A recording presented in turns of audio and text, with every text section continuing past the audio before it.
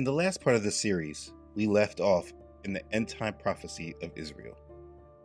As this subject of understanding Israel has been spoken on, there has been a lot of challenge and opposition to the point of these videos. Many people have sought to place a label or a box to categorize this series and this ministry through. I understand much of the objection because it's very hard to look at the world differently than how you were trained to and what you were taught. It's hard dealing with the fact that people have been lying to us. It's hard dealing with the fact that the way you were looking at the world has been steered by your enemy. And so it's easier to ignore conflicting information rather than trying to understand it.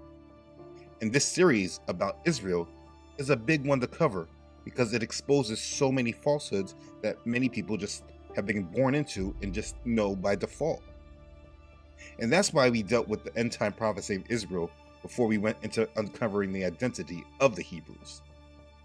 You have to understand that Yah has given strong prophecy concerning his chosen nation. And so the last part of the series went into understanding this prophecy. Most people don't want to understand this topic because they look at the New Testament as the finality of prophecy. The way the Bible is taught is that Yahusha is the fulfillment of everything written in the Old Testament. And therefore, you don't need to study the Old Testament, you just need to know Yahusha, whom in English is referred to as Jesus. But this way of looking at the Bible is wrong, and that's not to diminish anything about Yahusha and his importance. He's extremely important. He is our Savior. He is our Redeemer. He is a major fulfillment of prophecy. But that is not all the prophecy that Yah has spoken of. And what the devil has done is hijack the conversation so that those who believe in Yahusha live in half-truth, that are more about serving themselves and their own salvation more than it is about serving Yah and being his servant. So sadly today, we have selfish Christians that says, just believe in Jesus and forget about everything else. Instead of saying, our Father in heaven, hallowed be your name, your kingdom come, your will be done. Yahusha told us all to pray like this. This is how we're supposed to be. We are to be about Yah's kingdom. But because people only read parts of the Bible, they don't completely understand his will and what he has prophesied. And therefore people are still separate from him because they never made Yah the priority. They just used him to serve themselves. And so as we get into these topics that the end times is centered around, people that have not made Yah the priority want to say that topics like this don't really matter. They want to talk about race and skin color. People want to understand the Bible from a perspective that the hijackers have taught it from, and not from the influence of those who actually wrote the scriptures themselves. This topic matters greatly if you care about Yah's will. And so as we continue on in this series, we are still going to focus on the truth first, before we start breaking down the lies. Over the past couple of centuries, as our world developed and the system of education was created, we have been indoctrinated into a worldview that is not based on truth, but on a narrative leading us into a new world order. There is a level of indoctrination that the majority of us have been born into that does not allow us to fully understand this world that we live in. The devil has been lying to you and keeping you in the dark about history. So 1, you don't recognize how true the Bible actually is, and 2, you don't serve Yah and make your life about his will. So he created our education and told us how we are to look at certain groups of people. We are told one side of a story. We are even told that certain people don't even have history before they were taken and oppressed. We are told that certain prophecies have already been fulfilled that actually have not been fulfilled. We are highly deceived because there is an understanding that has been withheld from us. And as we live to serve Yah and bring about his kingdom, we will serve him in spirit and in truth. For this is what he desires. So as he prophesies that he will bring Israel and Judah back to their land and join them together as one again, having Yahusha reign as king over them, in order for you to see and enjoy the fulfillment of this prophecy, there are certain awakenings that need to happen. And this is what this series is all about promoting. So in order to do that, we need to go back over history and relearn what has been hidden from us so that when you are applying prophecy and looking for these prophetic events to happen, you can understand it from the perspective of truth and not from Satan's web of lies. The end time prophecy of Israel has not been fulfilled yet, as we discussed in part 5. But we absolutely can see the awakening beginning to happen, and Yah starting to draw back his people as he promised. So, in order for many of you who want to really truly serve Yah, but you just don't know what to believe because of the indoctrination that has been placed on us and our generations for centuries, we need to discuss who the children of Israel are. And this part of the series is going to go deep into history for you. Let's begin. Okay, so before we discuss this, we need to understand a very important point. Israel isn't just one set of people based by skin color. They are not in only one location. They are scattered, and Yahuah is the one who scattered them. I will scatter you among the nations, disperse you throughout the countries, and remove your filthiness completely from you. You shall defile yourself in the sight of the nations, then you shall know that I am Yahuah. That's Ezekiel chapter 22, verses 15 and 16. Moreover, the word of Yahuah came to me, saying, Son of man, when the house of Israel dwelt in their own land, they defiled it by their own ways and deeds. To me their ways was like the uncleanness of a woman in her customary impurity. Therefore I poured out my fury on them for the blood that they had shed on the land, and for their idols with which they had defiled it.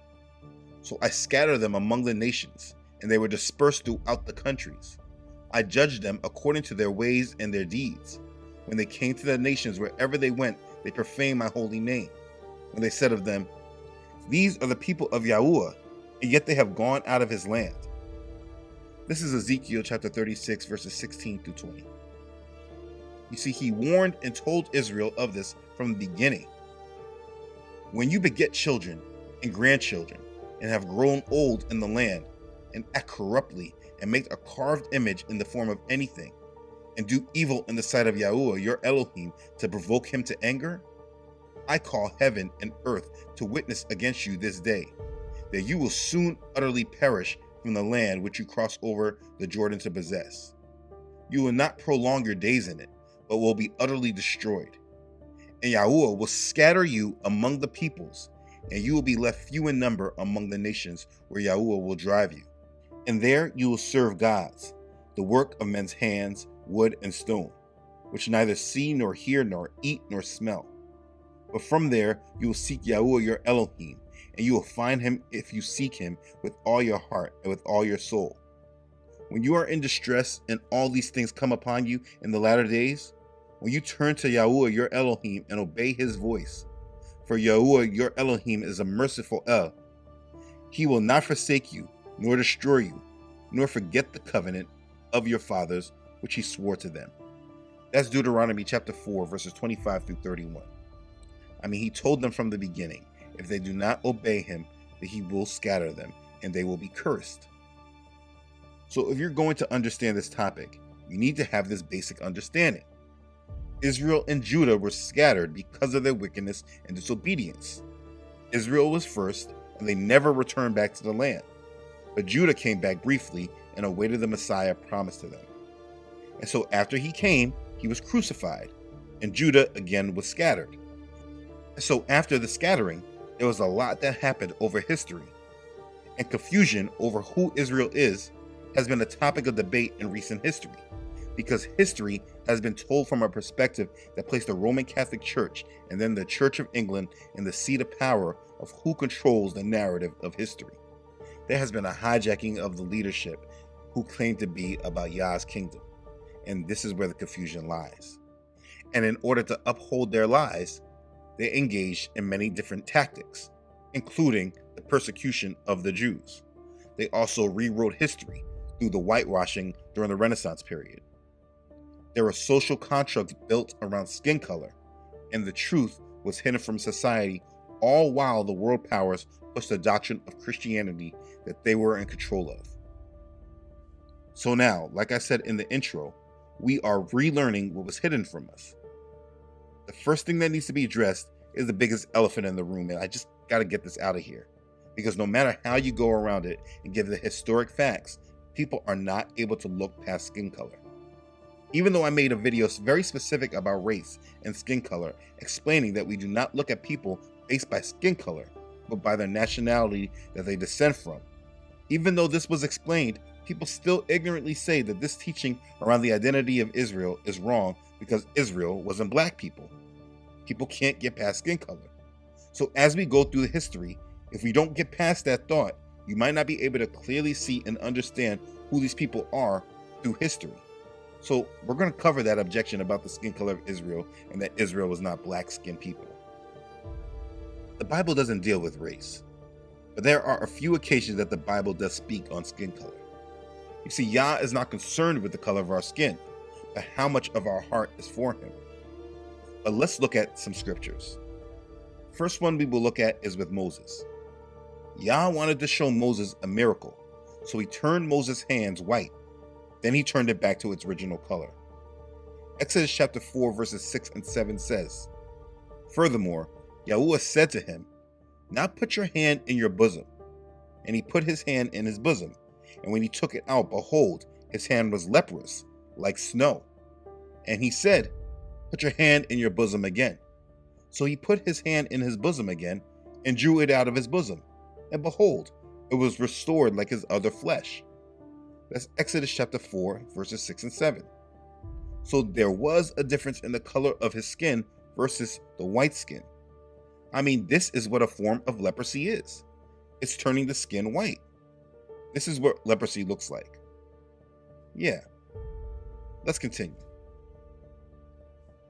And then later on in that same chapter, verse 10 says, "And when the cloud departed from above the tabernacle, suddenly Miriam became leprous, as white as snow.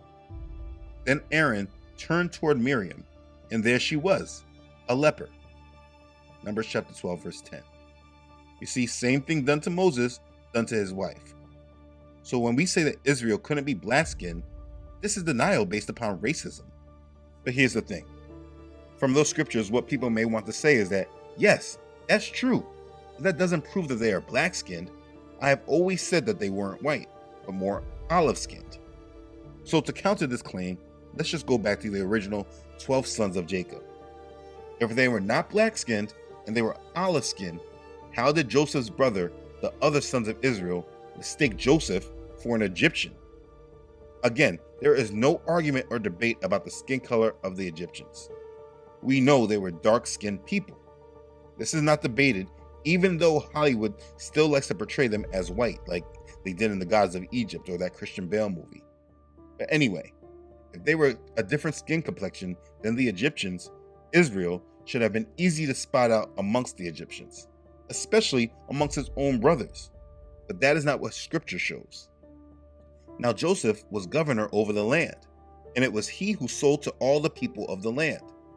And Joseph's brothers came and bowed down before him with their faces to the earth. Joseph saw his brothers and recognized them, but he acted as a stranger to them and spoke roughly to them. Then he said to them, "Where do you come from?" And they said, "From the land of Canaan to buy food." So Joseph recognized his brothers, but they did not recognize him. Genesis chapter 42, verses 6 through 8. Then they went to Jacob, their father, in the land of Canaan, and told him all that happened to them, saying, "The man who was master of the land spoke roughly to us and took us for spies of the country." Genesis chapter 42, verses 29 and 30. They didn't know their own brother in the land of Egypt. They thought he was an Egyptian. If he had a completely different look than the Egyptians, and they only looked a certain way, Joseph would have been easier to spot. I mean, in the Song of Solomon, chapter 1, verses 5 and 6, Solomon clearly says, "I am black, but comely, O ye daughters of Jerusalem, as the tents of Sidar, as the curtains of Solomon. Look not upon me, because I am black, because I am tanned from the sun. My mother's children were angry with me. They made me the keeper of the vineyards, but my own vineyard have I not kept." That's Song of Solomon, chapter 1, verses 5 and 6. So to dismiss the fact that the Israelites were a people of a darker skin, those who we refer to as black people today, is denying evidence from the word. There is more evidence of this claim than any other claim. So let's just put that to bed right now. There is no reason for argument or debate about this. We don't need to argue about skin color, and this is not what you define anyone from. But if people still want to talk in the terms of the color of skin, this should now be made clear. So, as we are following the history of Judah, we can leave out the argument about skin color and try to identify them by their history and nationality. Now, in understanding the subject, we must do some research, because as I have said repeatedly, the true history is not told in the mainstream or in our schools. The world history that we have been taught is mainly about the world powers that were in dominance and had the most sway over history, as well as other events that had meaning. But there is evidence of this knowledge if you decide to research for yourself. For me, the beginning of my knowledge started from reading Rudolph Windsor's book, From Babylon to Timbuktu. But you see, the beauty of good research is not about basing your understanding on just one source, but going through many sources.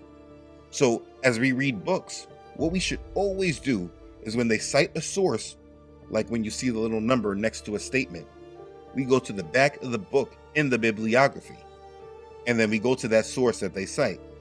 And then what we do, we actually get that book that they cited the source from and read that book for ourselves. And from doing that, you will find many different sources. And then when you read those books, they will give you different sources. And you get those books too. And after a while, you will find that you have a small library that you can draw upon and do your research from. There is a plethora of history we can gather understanding from.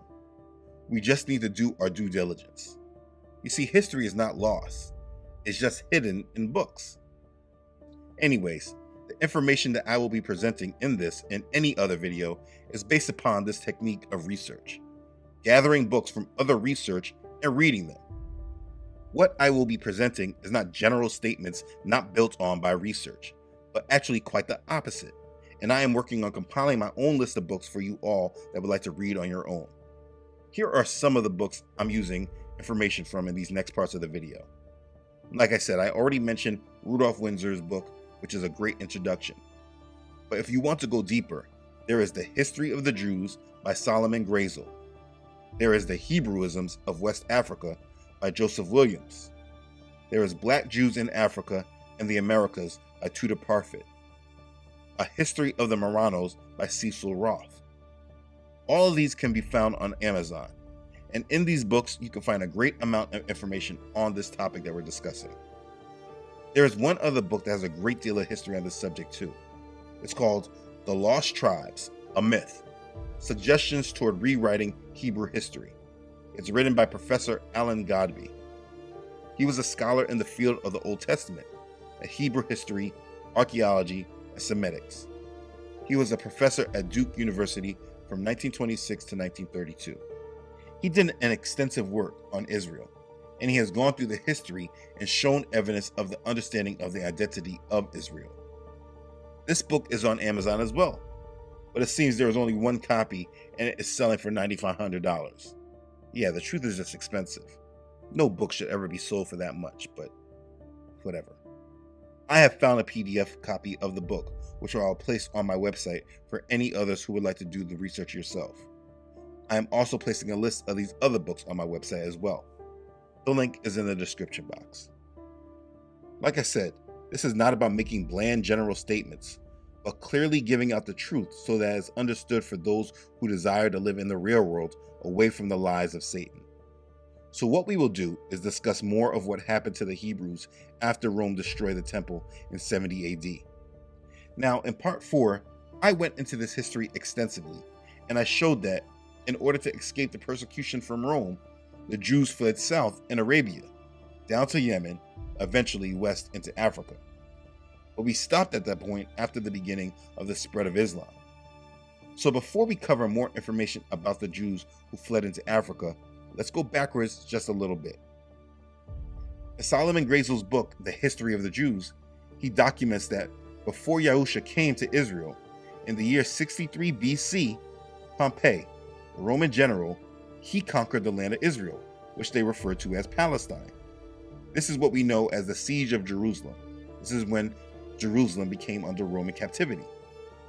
When he took over the land and put it under Roman control, he carried off a large number of Jew war captives whom he sold later as slaves.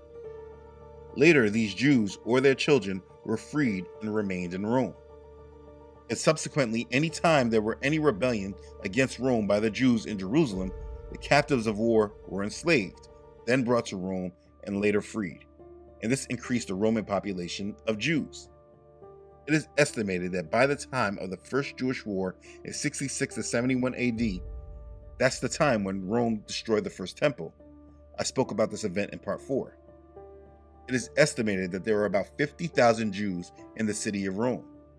And we know this to be true if we just go back to the book of Acts chapter 28. And it came to pass after 3 days that Paul called the leader of the Jews together. So when they had come together, he said to them, "Men and brethren, though I have done nothing against our people or the customs of our fathers, yet I was delivered as a prisoner from Jerusalem into the hands of the Romans, who, when they had examined me, wanted to let me go, because there was no cause for putting me to death. But when the Jews spoke against it, I was compelled to appeal to Caesar. Not that I had anything of which to accuse my nation. For this reason, therefore, I have called for you, to see you and speak with you, because for the hope of Israel I am bound with this chain." Then they said to him, "We neither received letters from Judea concerning you, nor have any of the brethren who came reported or spoke in any evil of you. But we desire to hear from you what you think. For concerning this sect, we know that it's spoken against everywhere." So when they had appointed him a day, many came to him at his lodging, to whom he explained and solemnly testified the kingdom of Elohim, persuading them concerning Yahusha from both the law of Moses and the prophets, from morning till evening. And some were persuaded by the things which were spoken, and some disbelieved. So when they did not agree among themselves, they departed after Paul had said one word. The Holy Spirit spoke rightly through Isaiah the prophet to our fathers, saying, "Go to this people and say, hearing you will hear and shall not understand, and seeing you will see and not perceive. For the hearts of this people have grown dull. Their ears are hard of hearing, and their eyes they have closed, lest they should see with their eyes and hear with their ears, lest they should understand with their hearts and turn, so that I should heal them. Therefore, let it be known to you that the salvation of Elohim has been sent to the Gentiles, and they will hear it." And when he had said these words, the Jews departed and had a great dispute among themselves. Then Paul dwelt 2 years in his own rented house and received all who came to him, preaching the kingdom of Elohim and teaching the things which concerned the Adon Yahusha the Messiah with all confidence, no one forbidding him. That's Acts chapter 28, verses 17 through 31. So this is a part of history you need to understand. There were very clearly Jews in Rome and all around Asia Minor. Paul was preaching to them. Peter and the other disciples also witnessed to them. But according to Acts chapter 28, some were persuaded by Paul and others disbelieved. Rome, as we already know during this time, was already pagan. That was their foundation. But paganism is usually a tolerant religion. You see, these people believed in the existence of more than one God. So the pagans very easily granted others the right to worship a god or gods other than their own. Rome ratified and increased privileges for the Jews in Rome. They excused the Jews from the worship of the goddess Roma, and were excused from the worship of Caesar and Augustus, who were considered gods by their people. The conquered Egyptians, they didn't get this privilege, but they were required to worship the same as everyone else. But the Jews were not. They were only expected to pray for the emperors. In the city of Rome itself, there were also several districts inhabited largely by Jews. Each of these neighborhoods had its own synagogue. They were able to practice their law and their way of life set by Yah in Rome. They were not led by Yah's power any longer, but they were a people with their own way and their own customs. A set-apart people that had their own set-apart way of life. So what then later happened, the spread of the way started being pushed in the Roman territories. Rome labeled this way as Christianity. The first followers of the way were Jews, and those who sympathized with the Jews. But the Jews, who did not attach to the message of the Messiah sent, they looked at this new faith as being a new sect, and that it was being spread as a competitor of their influence. But the rest is history after that. we know the belief in Messiah started to spread in this area amongst Rome, first to the Jews and then to the Gentiles. By the early 4th century, Christianity became a permitted religion like the religion of the Jews was. And this took so much influence from the pagan ways that Constantine made Christianity the favored religion, and it was paganism that was tolerated. It was a switch. And then the attitude towards the Jews then changed. The faith was hijacked from this point.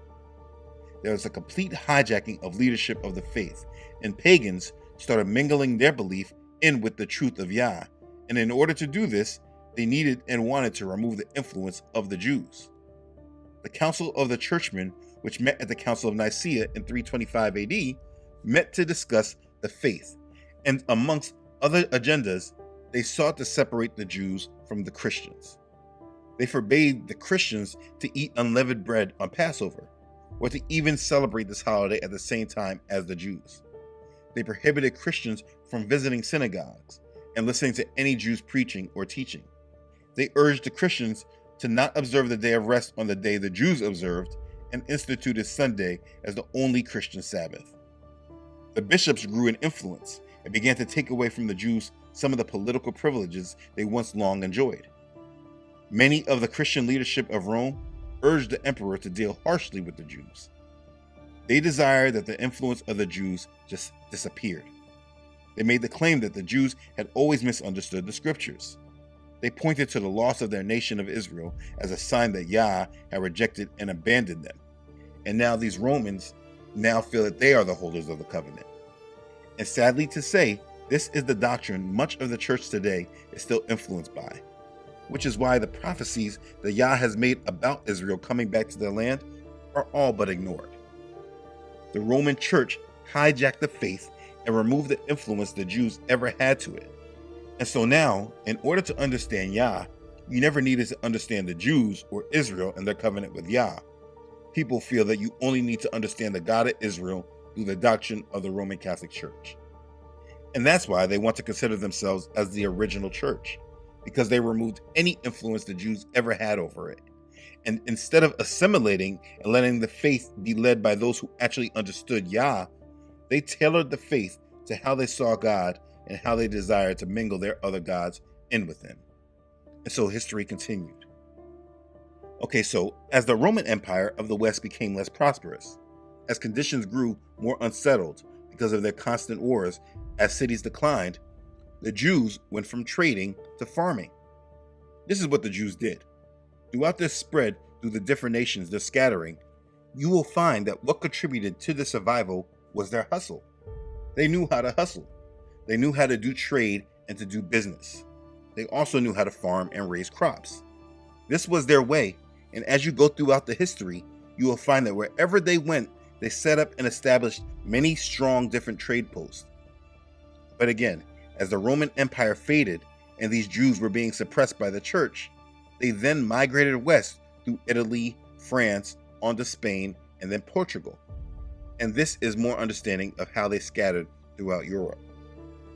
There is much more understanding that needs to come from this, but I do not want to overcomplicate this and rush through it. Right now, through history, not through opinions or just random thoughts, we see what happened with the sect of the Hebrews after Yahusha was crucified and then was raised up from the dead. The Jews that were not attaching to the way, they did not just vanish from history. There are many parts of their influence in history, and some were taken by Rome. And then through the centuries, they migrated into more of Western Europe and they traveled south into Arabia and West Africa. This has nothing to do with their skin color. It was just a nation of people that even though they came upon massive oppression, they still continued to be a people. They migrated and moved away from oppression and kept their ways and much of their culture. But no matter what they did, they continuously met with persecution and oppression. And it's only because it was prophesied to be this way. Notwithstanding, the children rebelled against me. They did not walk in my statutes and were not careful to observe my judgments, which, if a man does, he shall live by them. But they profaned my Sabbaths. Then I said I will pour out my fury on them and fulfill my anger against them in the wilderness. Nevertheless, I withdrew my hand and acted for my name's sake, that it should not be profaned in the sight of the Gentiles, in whose sight I had brought them out. Also, I raised my hand in an oath to those in the wilderness, that I would scatter them among the Gentiles and disperse them throughout the countries, because they had not executed my judgments, but had despised my statutes, profaned my Sabbaths, and their eyes were fixed on their fathers' idols. That's Ezekiel chapter 20, verses 21 through 24.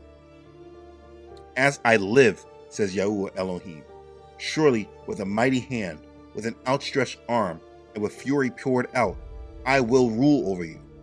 I will bring you out from the peoples and gather you out of the countries where you are scattered, with a mighty hand, with an outstretched arm, and with fury poured out. And I will bring you into the wilderness of the peoples, and there I will plead my case with you face to face, just as I pleaded my case with your fathers in the wilderness of the land of Egypt. So I will plead my case with you, says Yahuah Elohim. I will make you pass under the rod, and I will bring you into the bond of the covenant. I will purge the rebels from among you, and those who transgress against me. I will bring them out of the country where they dwell, but they shall not enter the land of Israel. Then you will know that I am Yahuah. That's Ezekiel chapter 20, verses 33 through 38.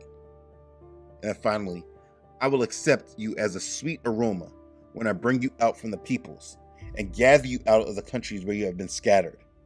And I will be hallowed in you before the Gentiles. Then you shall know that I am Yahuah when I bring you into the land of Israel, into the country for which I raise my hand in an oath to give to your fathers. And there you shall remember your ways and all your doings with which you were defiled. And you shall loathe yourselves in your own sight because of all the evils that you have committed. Then you shall know that I am Yahuah when I have dealt with you for my name's sake, not according to your wicked ways, nor according to your corrupt doings, O house of Israel, says Yahuah Elohim. That's Ezekiel chapter 20, verses 41 through 44. The Bible is extremely powerful and awesome. Satan has been working to keep us deceived and not understand Yah. He creates religious doctrine that limits the power of Yah, while at the same time, he distracts people and keeps many people actually feeling that they are actually serving the God of Israel. With all these Christians all over the world, look at how many times Yah prophesies about what he will do with Israel.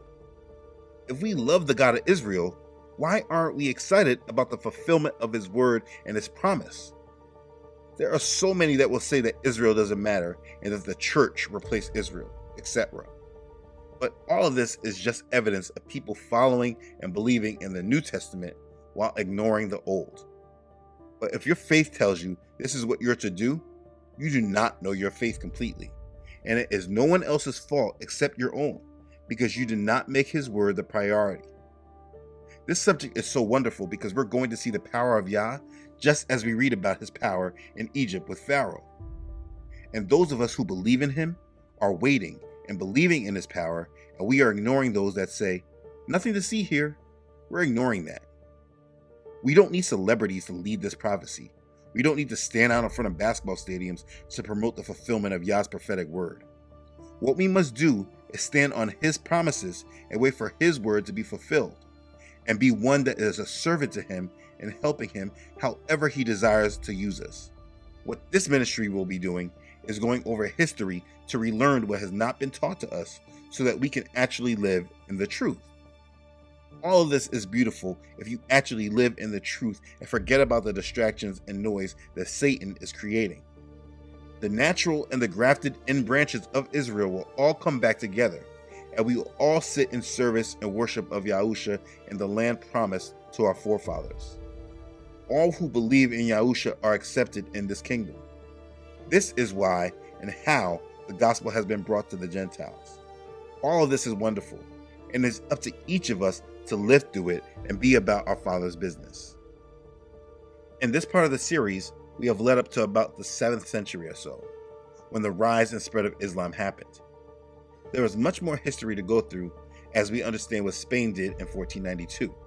And I'm not talking about Columbus sailing the ocean blue. We have to learn about these Jews in Spain and Portugal. We have to learn about the Jew kingdom of Ghana. We need to understand more about the transatlantic slave trade, which was again about scattering Israel even more around the world. This is history that has been kept from us, but the information is not lost or hidden. It's right in front of us. And if anyone wants to do their own studying on this subject, I have provided a list of books, including a very hard to get book that can assist you in your studies. If you choose to come against history, do so with facts and sources, and then we can have intellectual discussion. What Yah has led me to do is to educate those who desire the truth, and that's what you will receive here, because knowledge is power. There are many subjects that need to be covered in this present day, but if we are going to walk in power, we are not going to start arguing based from the perspective of lies, but we are just going to start teaching and telling the truth, but doing it through Yah's power, not our flesh or our pride. Let us serve Yah in spirit and in truth and do our best to serve His purpose He has for each of us. Don't be distracted by organized religion and their focus on isolating verses. Read the complete Bible for yourself and trust in Yah to fulfill every word as He always has done. As we go through history, you can learn more about Israel and attach yourself to Yah's way, because He desires us all, Jew or Gentile, to be received by Him. So accept His gift of salvation through Yahusha the Messiah. Be forgiven and prepare to be redeemed. Be blessed. Hallelujah. Praise Yah.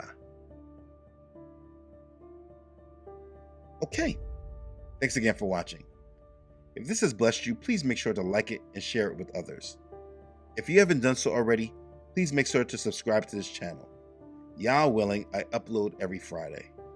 Also, please don't forget to subscribe to this channel on Facebook and Instagram, as well as on my website, truthunedited.com. As always, I'd like to thank all who donate and contribute to this ministry. Please know your donations are truly a blessing to this ministry and they help very much. Thank you for your love and your support and letting our Father use you. You are truly a blessing and I really appreciate your support. Be blessed. Okay, thanks again everyone for watching. I love you all.